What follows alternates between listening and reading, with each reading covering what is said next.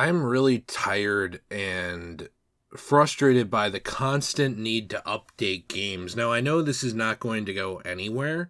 I know that this is something that is just a part of gaming now, so let's just call it here. Shut it down. No point talking about it. It's not going to end.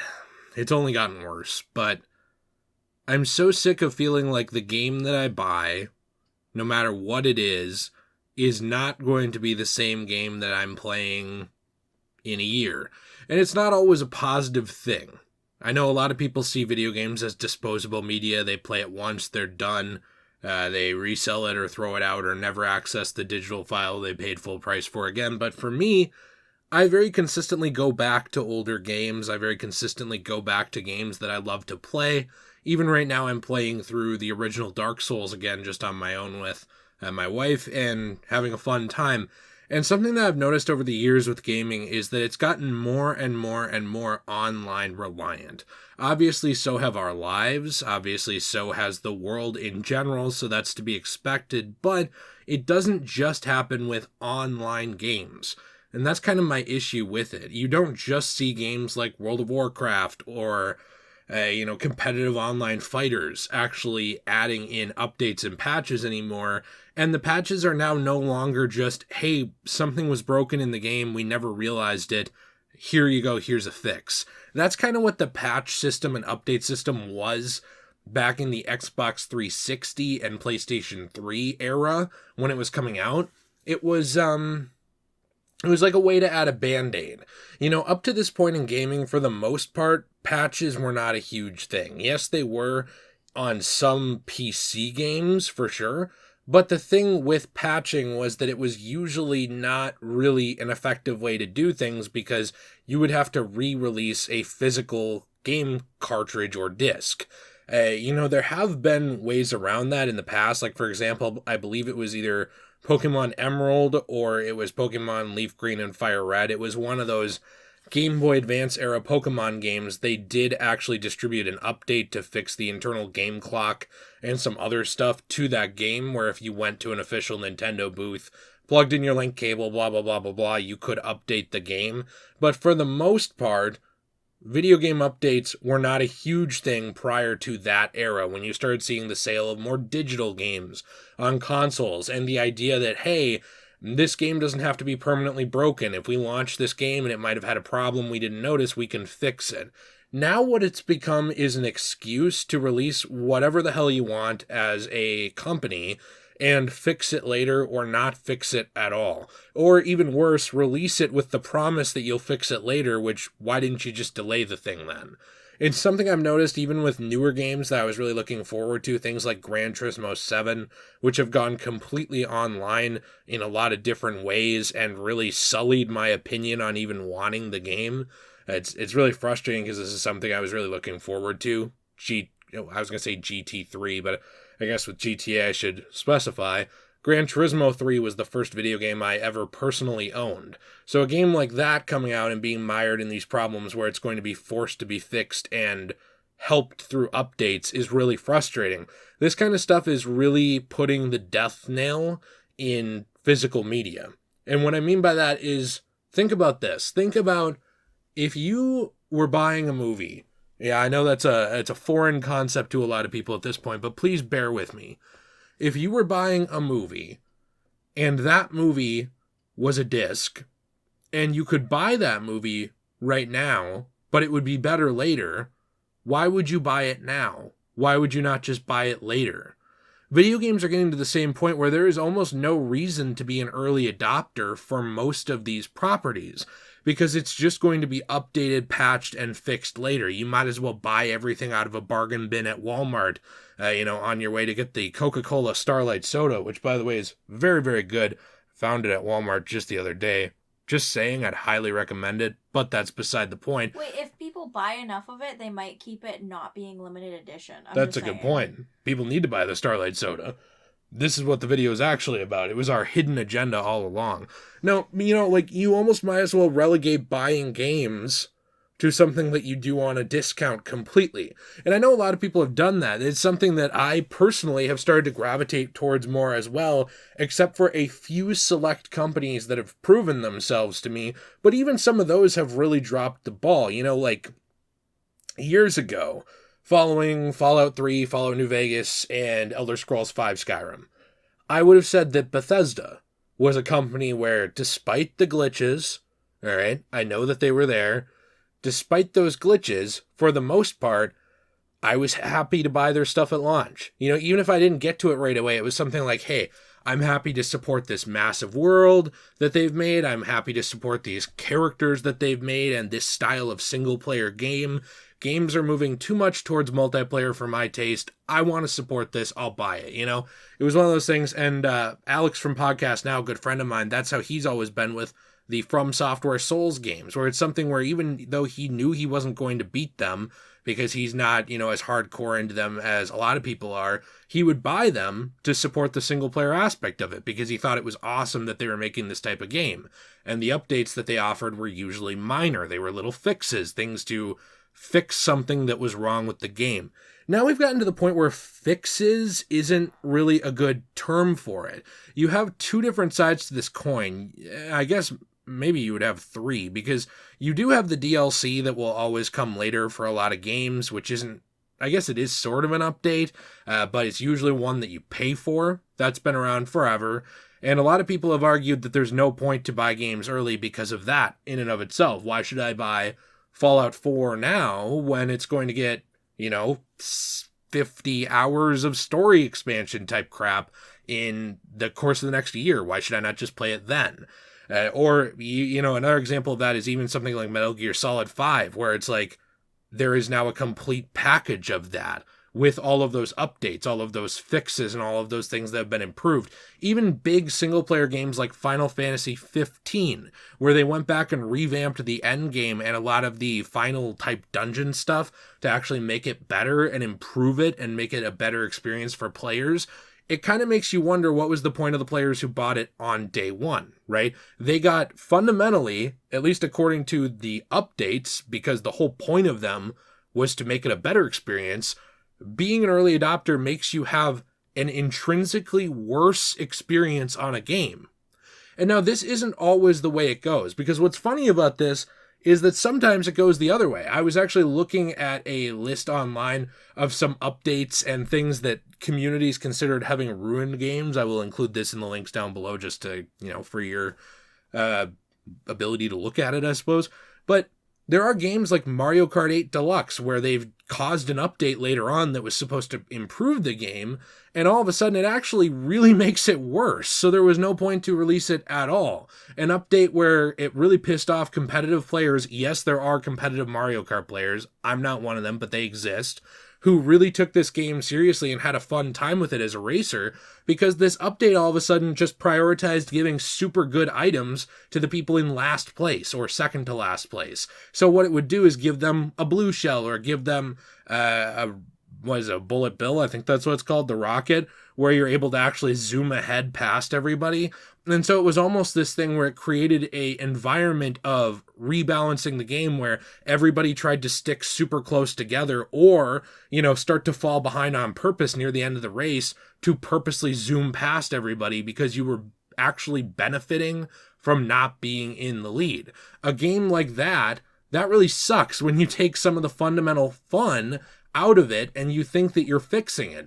You know, another game that had that same thing happen was Uncharted 2, which I know is known for its single player, but there was a rebalance in the multiplayer that completely killed the online community for that game in a lot of ways. It basically turned it into a COD clone. And fighters have been suffering from this forever. Fighting games are one of the worst games that I have seen with this sort of thing where day one you release it and, you know, look at Injustice 1. Deathstroke is like swinging doing infinite combos, killing everybody before they can do anything. And then they have to go in and try and fix that later because it's like, oh shit, we should have caught this in testing. Or we should have caught this when you were developing it. Yeah. Do you think? That was your job. And one of the things that really pisses me off about this is I know people in QA, quality assurance. I know people who do video game testing. And I'm not going to name drop any companies because one, I don't really think it's a good idea for those people who I'm talking about, and two, I don't know how legal it is with how, NDA-y everybody is, how they act like everything they develop is like a Pentagon secret these days, but these companies do not take QA seriously. They never have. You can find interview after interview, article after article about the, men and women who work in quality assurance, who actually game test these games, who will submit feedback on, hey guys, played the thing. This isn't very well balanced. They can get hundreds of those reports piling up, and the developers can actively choose to ignore it. Plus, it is actually encouraged at a lot of companies for these groups of people to not talk to each other. There is almost a hostile work environment between these people where the developers see the QA as underlings who are annoying and don't know what they're talking about, and they're just glorified gamers who are like playing the game and should shut the fuck up. And then above them, you have the developers, and a lot of the QA people feel like they're just being ignored, even though most of the developers never get to hear from QA. Joe in resource management, or Mark, who is making the balancing tweaks for a gun in Call of Duty, right? He probably won't hear from QA. His boss will, the guy above him on the dev team. And if that guy's a dick, well, then no one's going to know to fix a problem, right? Because of mismanagement and miscommunication and a lack of an open work structure that values and allows communication between these different levels of people. And because of all of this, you have all these games coming out that need updates every day. They need something to fix them. They should be delayed. You would never see a movie launch in theaters completely incomplete, except for the Justice League, the not good one that was supposed to go to Zack Snyder, the Justice League movie. You would never see like a movie launch incomplete and then get fixed later completely and re-released in theaters, like a month later or something. Yes, you have seen the director's cuts where they go back and they do change things for what they believe are the better. Those are not super duper common, right, in movies. And even when they do exist, it actually does piss some people off because they want to know that when they went and saw Suicide Squad from David Ayer, that it was what David Ayer wanted to make and that it was what the movie is. So then when they get a director's cut later, it's actually frustrating to some people. To other people, it's really fun. But it's not something you see on a widespread phenomenon level in movie making, where you have these movies release and then a month or two later they're a completely different movie. They've been completely rebalanced and reworked. It's something that you see happen over the course of years, where there's different versions of movies, and then there's people who prefer those different versions and they still have access to them. I really wish that video games would take a page out of that book. I'm really frustrated of buying games, having them change drastically. Yes, sometimes it is for the better, and I'm really glad that that is able to happen. Something like Fallout 76 or Destiny or even No Man's Sky. Those games have all improved drastically over time. But why weren't they great at launch? Why couldn't we start there? And then if you really want to add stuff in, you can. The thing that made me think of this the other day was I was playing Elden Ring. And From Software is one of the better developers in terms of prioritizing single player and not making their updates butcher their games and stuff like that. This game has been a little more update. I'd say their games since like Dark Souls 3, Bloodborne, they've gotten a little more updatey, but they're still nothing compared to a lot of developers.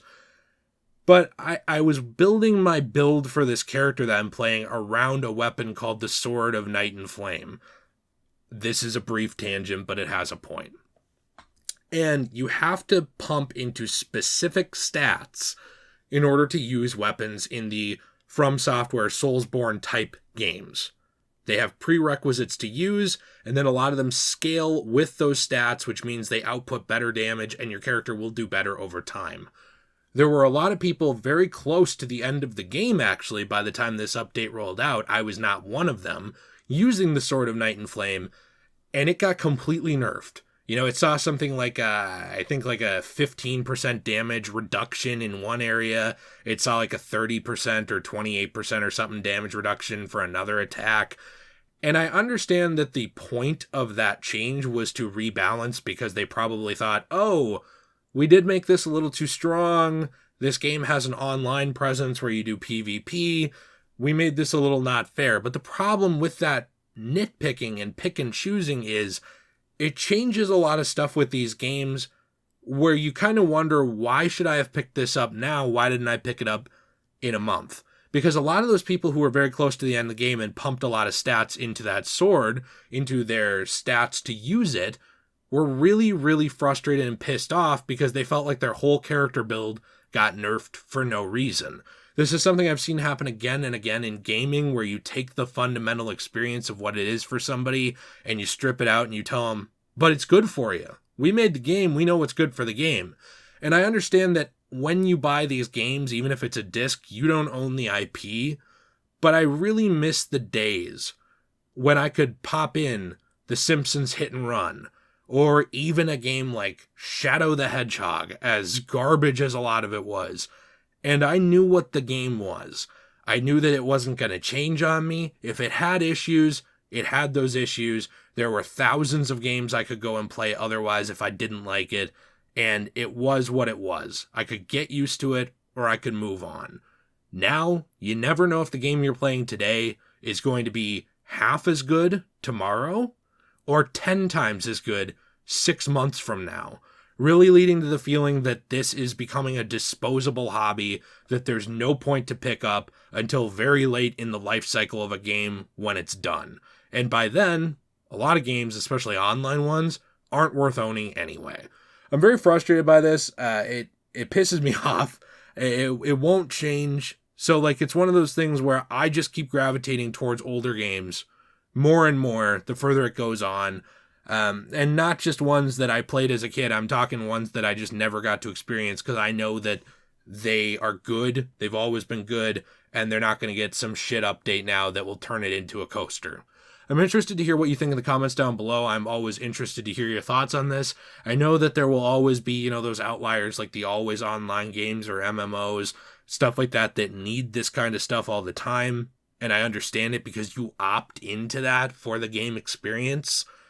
But I really think that this is a misuse of this technology for single-player games and all kinds of other games like that really don't need it.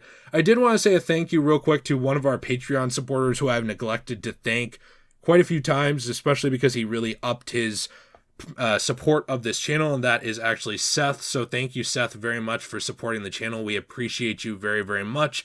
Our patron supporters really help us keep the channel going, especially in a very uncertain YouTube atmosphere where you never know today if you're on the blacklist or tomorrow if you're the next, PewDiePie or T-Series or whatever. It's just very random. So thank you very much to our patrons for helping us out in that way. I appreciate you.